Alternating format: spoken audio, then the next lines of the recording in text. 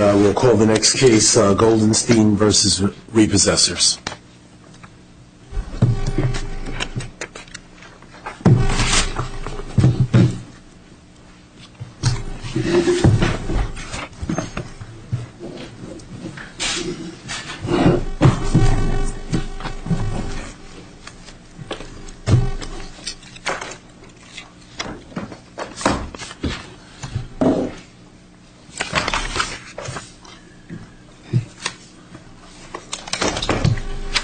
Good afternoon, and we begin our swan song this afternoon with Mr. Salvin.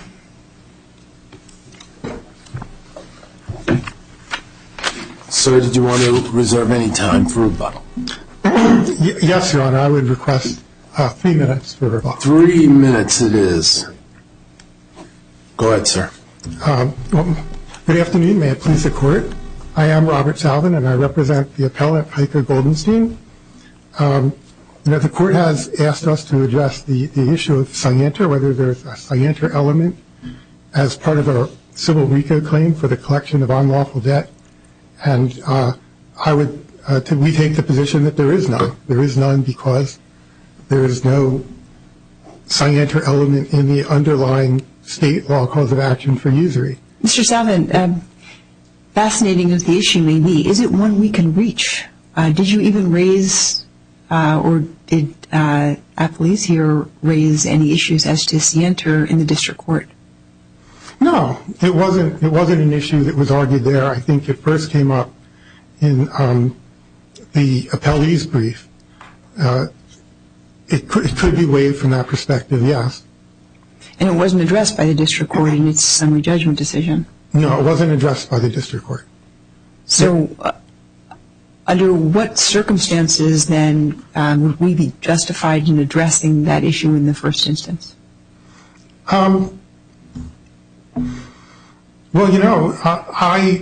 I'd be fine with that being remanded to deal with, to be considered by the district court, though I think that, though I have viewed it basically as subsumed into what is on appeal, because it's just one of the elements that could come up. It was their defense to the issue, but I would be perfectly fine with it being remanded if the court was going to remand the case, because, for instance, the only RICO issue the district court addressed was whether repossessing a car was collection activity, and that was its basis for dismissing the RICO claim, and that's an issue that that hopefully you're going to agree that it was an erroneous ruling that repossessing. Why is it erroneous? Because repossessing, collection activity in the RICO statute, it's not defined. There's no particular definition for what collection is. So it's going to be the common definition understood by people for what it is they collect a debt, and commonly what creditors always do to collect debts is try to take people's property. If they want to get their money first, if they can't get their money, they take their tangible personal property. I don't understand something. I would think that from your point of view, you wouldn't want any discussion at all of scienter. No, I don't. I don't want a discussion. Yeah, it sounded like you wanted to argue. I mean, you were just like, well, that's what the statute says, and it's a fixed violation in a sense, no matter what your state of mind. That certainly is our position. That's certainly why I didn't plead scienter, and it's why. Well, you would never be pleading it. Right. Because it would be the other side would say, well, we don't have it. And they did not raise that issue. Yes, they did not raise that issue in the district court. And so if this panel views it as waived, that would be appropriate. But if the court determined that there was some mens rea requirement as an element of the RICO offense, then as plaintiff, one would be required to plead it and also to avert summary judgment to do something on the record to create a disputed issue of material fact. Well, but the case should be remanded for that. If the court would find that there's a scienter element because we should be given an opportunity to develop it. But, don't think for a moment that these repossession companies don't know what an auto title lien is. I mean, these auto title liens is a big business. It's a big constituent of a repossession company collecting debts for auto title lenders. They're aware of the interest rates they're charged. Didn't you have the opportunity in discovery to develop facts about knowledge and intent? I didn't develop it at the time because I didn't know that was the issue, whether they knew the interest. I mean, I presume that they knew it, but it didn't seem to be the issue that hadn't been raised there. What would the knowledge and intent be of what? That there would be, excessive interest, or that there'd just be interest, or what? Really, that's why it's a strict liability offense, usually. So for civilly, a strict liability offense or a cause of action because financial institutions are regulated. They're told what interest rates they can't go beyond, and they're just expected to comply. And if they don't, the consequences flow automatically from that. So I have a question. So why should we intercede when it seems under Pennsylvania law your client had a remedy, right? Your client could say, hey, the most I'm supposed to pay is 6%, whatever the principal is, 6% here. That's what you're going to get. Well, there's no forum where we could directly sue the lender. The lender is an Indian tribe. It has. No, but when they come, you want the car back, right? So, isn't your retort? No, I'm not going to pay you the whatever $23.93 or whatever the exact number is. I'm going to pay you the amount of principal plus 6%. And Mr. Goldenstein tried to do that, but they wouldn't give him back the car. They were intent on getting the amount that the lender tells them to get. And, I mean, they have the power, they have the car, so he doesn't really have much choice. And, that sort of relates to the waiver issue and the Pennsylvania case Thompson versus Prettingham, because there, the Pennsylvania Supreme Court recognized that a lender seeking possession of a usurious loan has a lot of leverage, and the leverage to make a debtor settle a claim for usury with a release, and if they disapproved that, and they said that a release under those circumstances wasn't going to be allowed because if they allowed that, then the usury statute becomes useless. It provides I think they mentioned it provides a way for creditors to get around the usury statute easily. So yeah, we tried to make a point to the lender of the repossession company that he didn't owe that money, but there wasn't a way around that. But you said the lender repossession company, those are different entities here.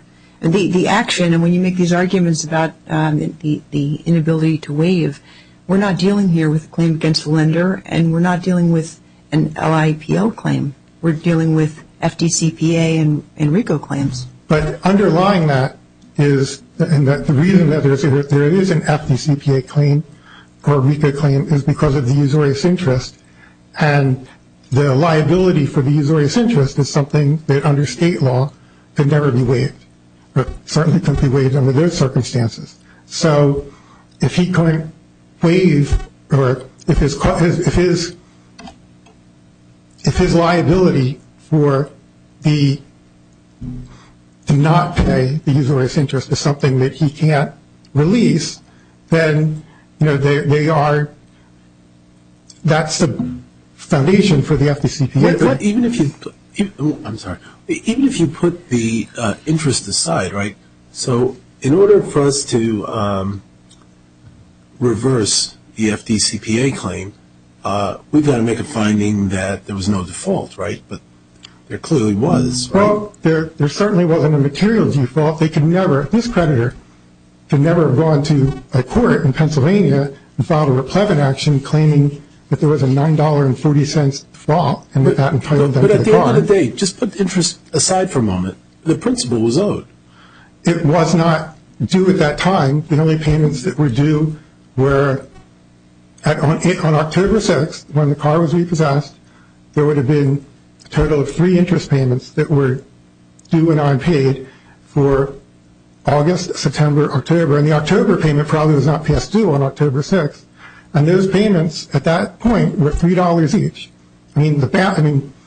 They should have taken. They took $415 from Mr. Goldenstein's bank account. That should have lowered his balance to about, I think it was $596, something like that. That dollar amount, that $9, turns on your recalculation with the number of assumptions. When it comes to the question of materiality, the test in Pennsylvania is a multi-factor test that takes account of things like whether there's been reassurance on the part of the debtor to the lender about payment and what the likelihood is of payment. Whereas here, whether it's 2 or 3 times, there's been no payment, and the bank account in question was drained so that there couldn't be further payments. How was that not a material default? Because it's only $9.40. How could they get? I mean, you can't count him. He wasn't liable for usurious interest. Well, if your argument is that's the only interest I owed, then why wouldn't that be material? If I had a loan and I didn't pay the only thing I was supposed to pay, right? Why wouldn't that be a material default? Mostly because I think it's too low, and there was a problem with communication. And it's a de minimis Well, you can't make the argument that it's too low. It's de minimis. Yeah, it can't be de minimis. You've just said that it's the only thing you owed. So if it's the only thing you owed, it's got to, by definition, then be material.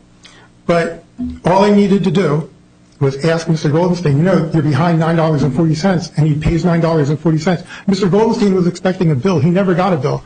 He dealt with a company online called Title Loan America, or Title Loan USA, and what he gets is someone taking his money from his bank account called Sovereign Payroll. He didn't know who that was. He expected this lender to send him a bill to tell him what he did, and he would pay it. Isn't the question for us whether there is any enforceable security interest? I understand your argument that it is not a fully enforceable security interest, but that's not really the issue before us. I mean, Mulcahy and Section 501 provide exactly what remedies are available, and your client didn't avail himself of those. Well, he did avail himself. The notice requirement that is talked about in Section 501, that does not, no Pennsylvania case has ever held that a debtor needs to take any action to reform a loan agreement, as argued by the appellee. It's automatic that the debtor doesn't owe the usurious interest, and the debtor is lied to. The debtor, Mr. Goldenstein, it's misrepresented. The amount he has to pay is misrepresented to him, and you have to understand that from his perspective, if he was told to pay this debt, he would be told the wrong amount, because they tell him an amount that included all this illegal interest. And at that point, when by October 6th, they had already taken $400 from him that they misapplied. And that was a breach. That was the first breach of the contract. If the applicable interest rate is 6%, the first breach is that they take from him $400 that they put in their pocket to pay interest, when in reality, they should have applied it to the loan to pay principal. And that is the first material breach, and that material breach discharged. Mr. Goldenstein. What is the authority in Pennsylvania law for that? I mean, Mulcahy makes it clear that it doesn't void the debt entirely. My time is up, but your time's up when we're done. Okay. Mulcahy is one case of 100-plus years history of usury jurisprudence in this Commonwealth of Pennsylvania that was ignored by the district court, and those cases are adamant that borrowers in Pennsylvania do not owe usurious interest, and they're adamant that lenders routinely use subterfuge and circumvention to get around the usury statute, and that the Pennsylvania Supreme Court admonishes trial courts to be on the lookout for this, and if you find usury, don't enforce it. So you have to analyze this on the grounds that the usury wasn't enforceable. That's the only way for it to be consistent with Pennsylvania law. I don't see how these kinds of businesses can run at 6% interest. They have expenses, and it's amazing. I mean, if you think about it. They could run at 25% legally if they wanted to get a license. But 25% they can get legally. yeah, if they wanted to get a license, they don't want to get a license. And, that's directly the Pennsylvania Supreme Court talked about this directly in Cash America Net versus Department of Banking, where they specifically held that if an unlicensed out-of-state lender doing business online, making loans to Pennsylvania borrowers, it's subject to Pennsylvania law. If they want to do business here without a license, they're going to be subject to the 6% interest rate. If they, but they can get a license and then to lend under the Consumer Discount Act, and then they could lend up to about 24%. Salvin, I'd like to make sure that we understand your FCEUA argument. Is that predicated on there being a violation of the FDCPA? Yes, the violation of the FDCPA is taking a vehicle without a present right to possession. And the FDCPA includes repossession companies only for purposes of 1692F6 and not for 1692E. Correct? Right, that is correct. So if there's not a violation there, then there's not a violation of the FCEUA. Correct? Oh, you mean the state law?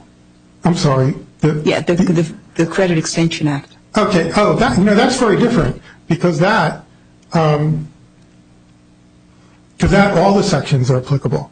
How are all the sections of, you're saying all the sections of the FDCPA are applicable? Yes, because it defines debt collector differently. A debt collector under the Fair Credit Extension Act is anyone assisting in the collection of a debt directly or indirectly, in any capacity without any limitation on whether they're trying to enforce security interests or not. So, yeah, all the sections. The difference between those statutes is the definition of the debt collector and whether debt collector and creditor. And if it's not a debt collector, then it's a creditor, and it's subject to the same provisions, the parallel provisions in subsection B of 2270.4. I'm still not following how, even with the different definitions, when a debt collector cannot be violating the FDCPA section at issue, that you are able to generate a violation by looking to the Fair Credit Extension Act? Because, again, in the FDCPA, defines a debt collector for a repossession company as a company that is in the business of enforcing security interests, and it defines it that only for purposes of section 1692F. Right. So there are not violations by a debt collector of the other sections of that statute by the terms of the statute itself. Under the federal law, but when you go to the Fair Credit Extension Uniformity Act, there is no limiting definition, specialized definition for the type of debt collector that only enforces security interests. They are any party that assists in debt collection of the debt collector, and what the state law changes from the federal law is that definition, so that a debt collector under the Fair Credit Extension Uniformity Act is a debt collector for all purposes under the What authority, is there any case you can point to that holds so broadly? I can't point to a case. It's just based on the definitions. And what is the nature of the FCEUA violation? What is the statement or the action that you're saying would constitute the violation? I was focusing on signing the release and paying collection-related fees. But everything would be also a violation of the One other... repossessing the vehicle was also a violation. Taking the money was also a violation of the Fair Credit Extension Uniformity Act. One other area I'd like you to address briefly, please. And that is in terms of the arguments you raise as to the release. You make reference to it being an illegal pre-injury exculpatory contract. Where, if at all, on appeal or before the district court, did you raise any issue as to the doctrine of unconscionability? Is that something that you're arguing? It's in the complaint. And it's probably in the briefs, but it certainly was in the complaint, specifically in reference to the release. But the release was, there's Thompson versus Prettyman. It was just the Pennsylvania Supreme Court says that a borrower can't release a usury claim. And there's the UCC, which says, describes how you redeem collateral and says that those terms can't be varied. The only obligation is to pay the debt, and they can't impose any additional requirements. But those may be separate arguments that you raise as to the validity of the release. But are you raising on appeal, at least, the doctrine of unconscionability itself? Substantive, procedural unconscionability? I don't think so. I think the arguments in the brief, and they were consistent throughout the case.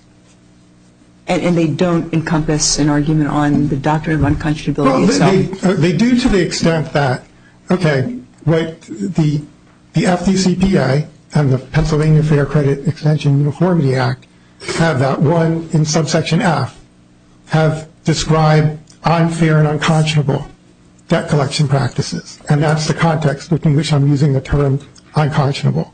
I'm using it in reference to a violation of section 1692F. Thank you. I don't have anything else. All right, thanks so much. We'll see you on rebuttal. Is it Mr. Thakkar? It's actually pronounced Tucker, Judge. Tucker? Yes. Okay. It's T-H-A-K-K-A-R? That is correct. Okay. It's Indian in origin. Okay. You wouldn't tell by looking at me.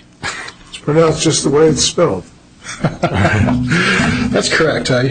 You guys are the court. You can pronounce it however you'd like. I'll respond. All right. May it please the court.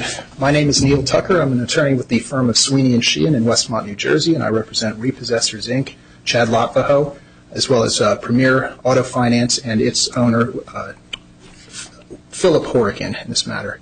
Now, the court asked us to address, obviously, whether or not there's strict liability for the collection of unlawful debt in the context of civil RICO, or whether there is a mens rea requirement, and I'm prepared to talk on that. But briefly, I just wanted to correct a few misstatements that I believe that plaintiff's counsel made in discussing what happened below.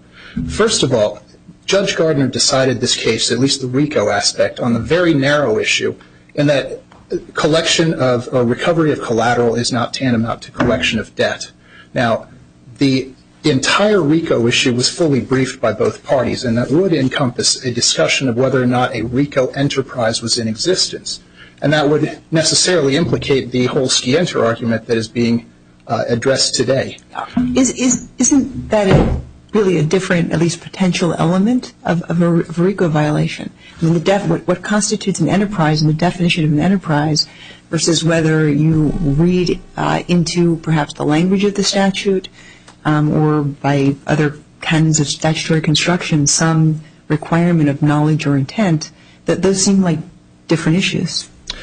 I believe that they're all subsumed in the RICO issue, and whether or not plaintiff can establish all five elements of whether a RICO violation was committed.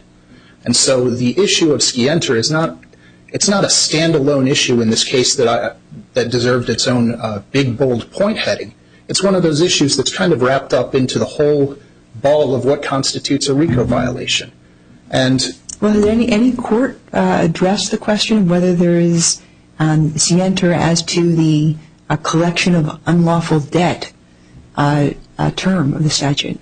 with the exception of United States versus Biasucci, which is a Second Circuit case from 1986, I was unable to find any case that addresses it. Certainly, I think that we are unique in that I have never seen, and I thoroughly researched the issue, I never found a case where a collection of unlawful debt in the civil context case made it to a summary judgment motion. Everything else that I was able to find dealt with motions to dismiss for failure to state a claim or motions on the pleadings. This is apparently the only one that's made it to this point so far.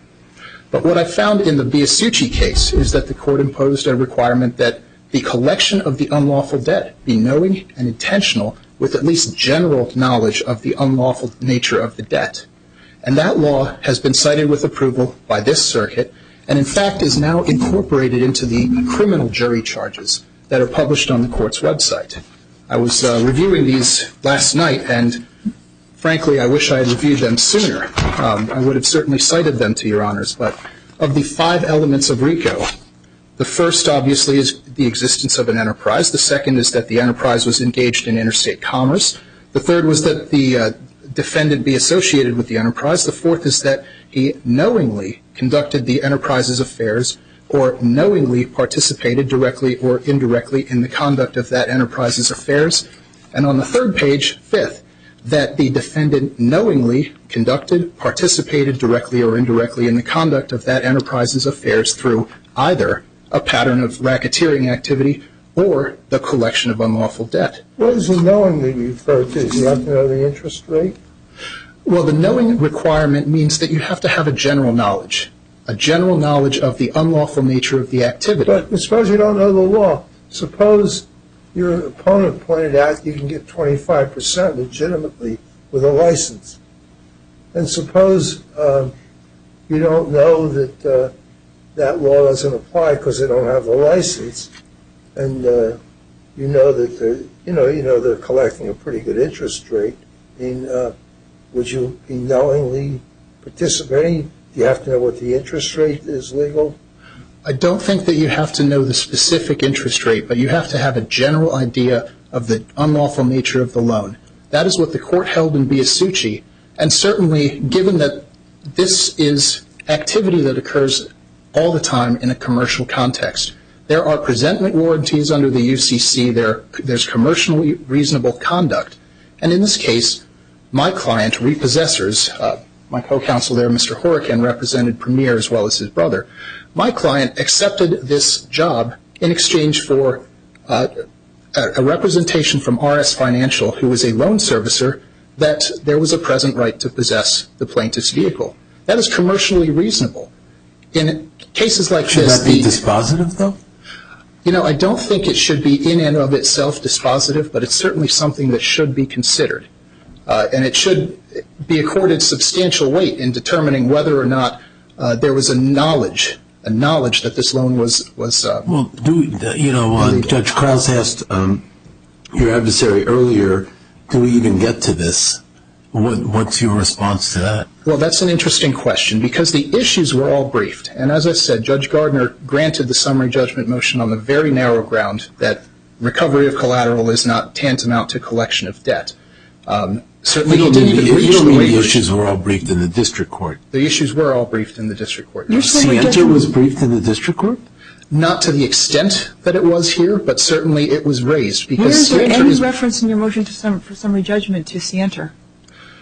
I did not mention the word Sienta itself, and I did not mention mens rea. I argued that there was no RICO enterprise because there was no conspiracy, no gathering, or no association, in fact, dedicated to a common purpose. Don't come up and play some, well, it's not even semantics, really. I mean, it's the absence of a word, which is not semantics. You either did or you didn't. So we start with the premise that you did not raise it, right? I disagree, Your Honor, because so you raised Sienta and you raised knowledge and intent. Those are 3 possibilities. Okay. I concede that I did not raise Sienta and I did not raise knowledge and intent. What I raised was there was no enterprise in existence because there was no association in fact that would qualify as such under RICO, because there was no shared intent, no conspiracy, in effect, between the different organizations involved here, between Premier and between repossessors, to collect unlawful debt. There was no indication that either organization or its principals had knowledge that this debt was unlwaful. That is what I argued in my papers. Wasn't this a very short part of your briefing?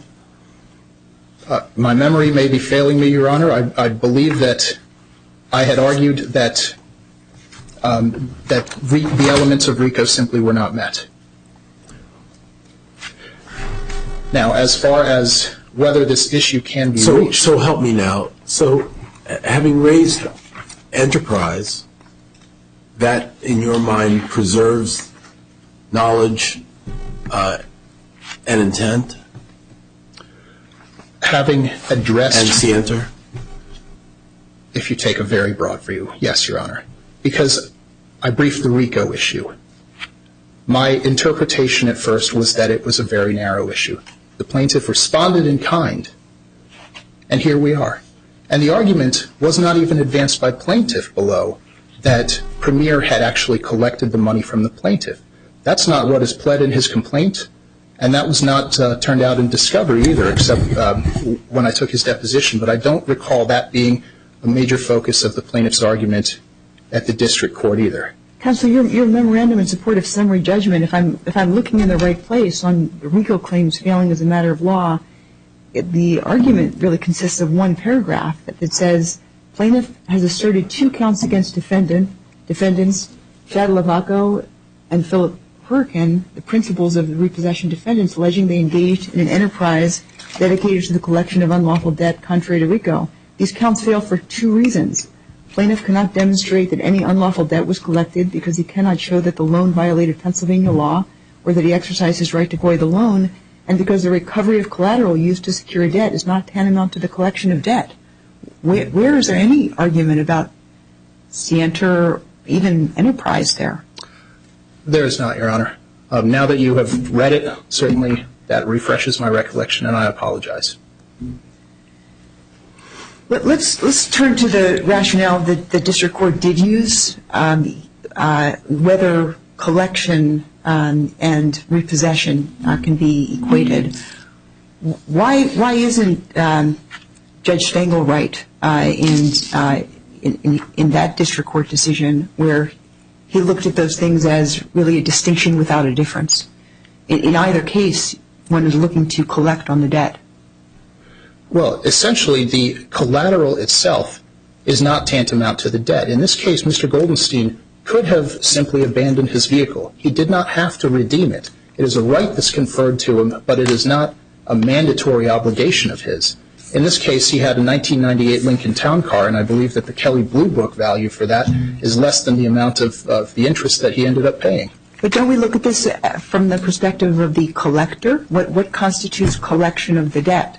I mean, Mr. Goldenstein may have taken different action and had different options under the law, but if we're looking at does this constitute collection of the debt, what is the meaningful difference between collecting on collateral and collecting on cash? Because the collateral recovery specialist in this case is not the same person who liquidates the collateral, and that is when the debt itself is actually collected and transmitted.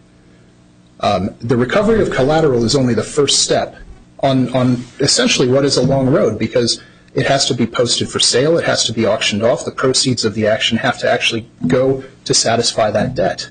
So the repossession of collateral in an instance like this, where there is an option to redeem it, is not tantamount to the collection of debt. Certainly not under RICO. Why wouldn't we take the definition of collect from the extortionate credit transaction statute, which provides in Section 891 that it involves inducing in any way any person to make repayment. Congress defined collect in a related context very broadly. And when we have made comments, if in passing, if not a holding, as to the collection of cash not being strictly necessary for collection, we were referring to a case, an 11th Circuit case that the Pepe case, which you may be familiar with, Yes. that was using this definition. Why isn't that the appropriate broad definition that would equate these things for purposes of collection under RICO? Well, RICO itself addresses only the collection of unlawful debt, and it imposes several additional qualifications on the collection of that debt. It has to be debt that is loaned at twice the legal rate, and it has to be incurred in connection with the business of lending money. In a situation like this, I think that Congress was speaking specifically to money as opposed to collateral. And if Congress wanted to include a broader definition of the collection of debt, they certainly could have written it into the statute. Unlawful debt is defined itself in Section 1961. But we're looking at the term collection, which is different than the unlawful debt term in the statute. It's collection of that unlawful debt. That is correct. Certainly I would concede that point. But the fact remains that no court has yet construed the collection of unlawful debt to be tantamount with the recovery of collateral, at least not for RICO purposes. Certainly Judge Stengel did. What's that? Judge Stengel did, right? The United States. Yes, Judge Stengel did after our district court opinion was issued. I don't understand how you can sever the collection of the collateral or the seizure of the collateral from the rest of it. I mean, it's all part of one thing. I mean, just steps collecting it. You are correct, Your Honor. It is steps towards the process of collection. But it's a step that can be reversed. It's a step that does not have to be taken any further. Because in this case, as I said, the plaintiff could have abandoned his interest in the car. The lender in this case may not have had, they may not have recovered. But they're still trying to collect it. Maybe they get frustrated because but if the borrower, just gives up on the security, I mean, you're still collecting it. You can sell it. That is correct, Your Honor. Yeah. I concede the point that I'm walking a fine line here, certainly, and that I would encourage the court to take a literal reading of the statute as opposed to a broader reading of the statute.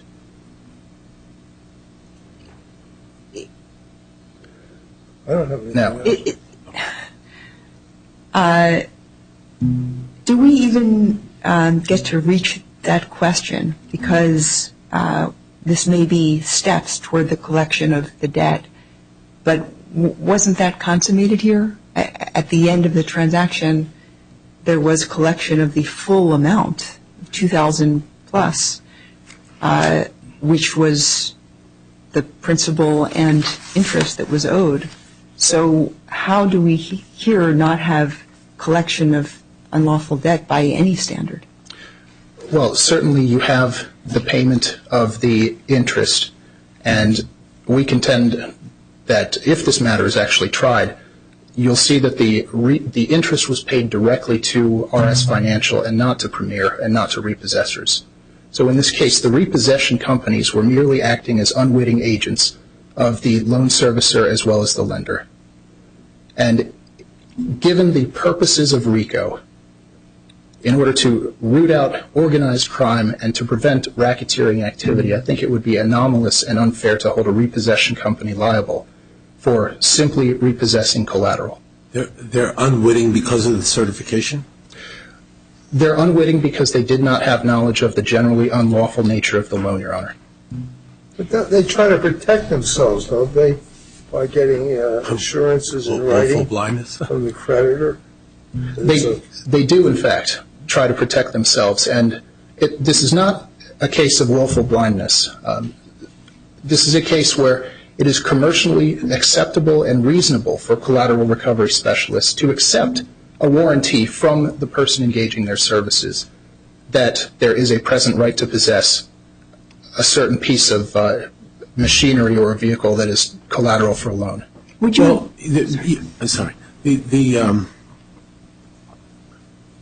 the present right to possess, I think that's what you said. Right, present right of possession is more than that, right? I mean, as long as there's a default, there's a present right to possession, but there's more to the transaction than that? Or are you saying that that's the only representation being made, so as long as that reputation is being made, it's irrelevant whether appended to that is a usurious rate of interest? That is the result that was certainly reached here. In this case, as the panel recognized, the plaintiff was 3 months behind on his payments. He had made absolutely no payment for that time period. He had paid only $400. At that point, he was in default. And under Pennsylvania law, specifically Section 501, as interpreted by Mulcahy, as well as the later Commonwealth Court case of the NCAS versus Delaware. My question is only, what is it that Repossessors is fortified by? Are they fortified by the fact that there's a representation that there's a present right of possession, or by the lack of any knowledge with regard to the usurious rate of interest? They're fortified by the fact that there is a warranty that there is a present right to possession that's given by the loan servicer in this case. The information that Repossessors obtained from RS Financial before it engaged Premier to recover plaintiff's vehicle was the amount that was outstanding on the loan and a description of the collateral, an account number, as well as I believe the number of days that the loan was overdue. And in this case, they knew that there had been no payment made for approximately 90 days at the time that the car was recovered. Well, would you agree if there is a knowledge requirement it encompasses willful blindness? I would not, Your Honor. Even in the criminal context, doesn't it encompass willful blindness? In the criminal context, willful blindness could get there, but and we're talking about the civil context, which one would think would be a lesser standard. I would not think that, actually, because the same conduct that is prescribed by 1962 can give rise to criminal penalties as well as to civil penalties. I could not find any case law that suggested that there was a lesser standard of proof there was nothing that says there is a lessening of the elements that must be proven in order to go forward with a RICO civil claim as opposed to a criminal claim. No, the only difference... Well, the question is, do you think there's a lower threshold for willful blindness analysis in the civil context versus the criminal context? And I thought that was a fairly straightforward question, but apparently not. Okay. So why isn't it? I launched into too long of an answer, and I apologize for that. The only difference between civil RICO and criminal RICO is the burden of proof. It's a preponderance versus beyond a reasonable doubt. Everything else remains the same. And if this court says that in order to commit a criminal RICO offense, it has to be done so knowingly, as opposed to willfully blind, it follows that the same showing must be made in the civil context as well.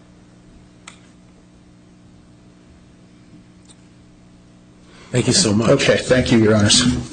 And we'll have Mr. Salvin back for 3 minutes of rebuttal.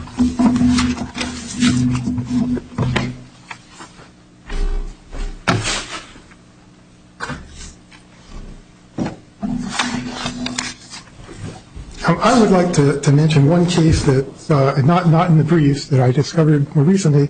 It's an Ohio State Supreme Court. Like in the last 10 minutes? When did you discover it? My research over the weekend, I think, found this case.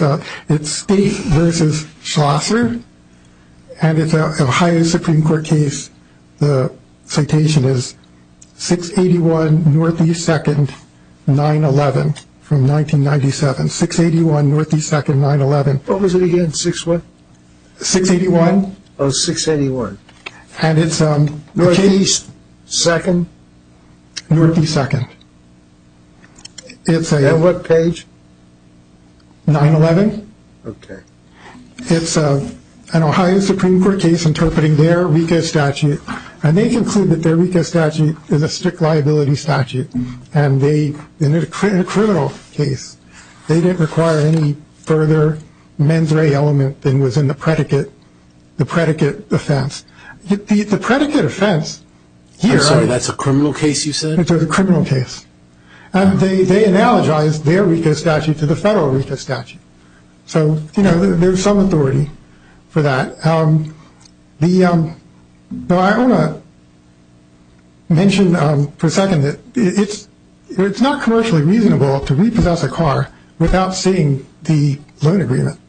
When you're going out without any due process, without any pre-deprivation due process, without any court supervision, and taking someone's valuable property off the street, depriving them of that, and you haven't even looked at the loan agreement. You haven't seen the description of the collateral. You haven't checked out whether the legal identification number is the same. You haven't seen a signature granting a security interest. This is an equitable argument in support of what argument that you've articulated? I'm challenging the statement that it was commercially reasonable for a repossession company simply to rely on the word of the lender that they could repossess a car and have that shield them from any liability under the Fair Debt Collection Practices Act for wrongfully repossessing a car. No, they can't take. The purpose of when Congress enacted Section 1692F6A, making it a violation of the Fair Debt Collection Practices Act to take a collateral without a present right to possession, it was saying that wasn't appropriate. It was saying that if it was imposing strict liability on a repossession company, it would take property without a present right to possession, and certainly telling them that they have to do something more than merely take the word of the lender. The U.S. versus Biasucci was a criminal case, and they relied on the criminal usury statute, New York's criminal usury statute. They incorporated that. Oh, I'm sorry, I see my time's up. Yes. Do you have anything? I don't have anything else. Great. Thanks so much. Thank you. Thank you, counsel. And we'll take this matter under advisement.